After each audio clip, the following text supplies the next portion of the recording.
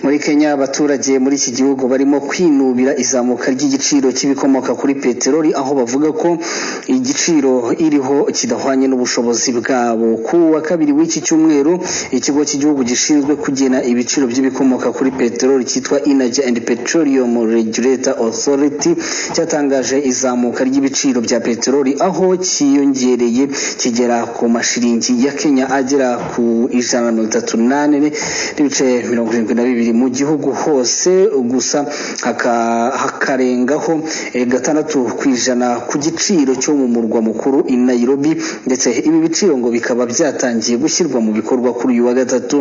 Bifashishije cyane imbuga nkoranyambaga rero kuri uyu wa gatatu nibwo abaturage babyutse bitotombera izamuka ry'iki giciro, aho abanditse bose bagaragaza ko leta irimo kubatererana yirengagiza ingaruka z'ubukungu bwabo bwazashegeshwe n'icyorezo cya COVID-19, bagasaba ko iki giciro cyasubira uko cyari gisanzwe. Mu mezi birashize leta yari yiyemeje kwishyura amafaranga yarengagaho ku giciro mu rwego rwo kugira ngo kigume uko cyahoze ku baturage. Iki giciro kizamara rero igihe kingana n'ukwezi kumwe uhereye tariki ya 15 z'ukwezi kwa 9 kugeza tariki ya 14 z'ukwezi gutaha kwa 10.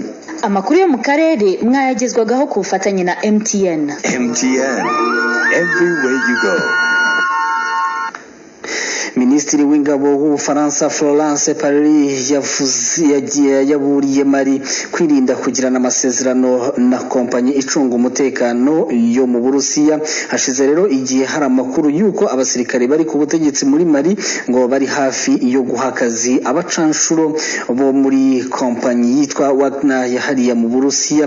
Madamu rero Parly yavuze ko ayo masezerano ngo ashobora kugerwaho n'impande zombi, rero ngo ahangayikishije bikomeye.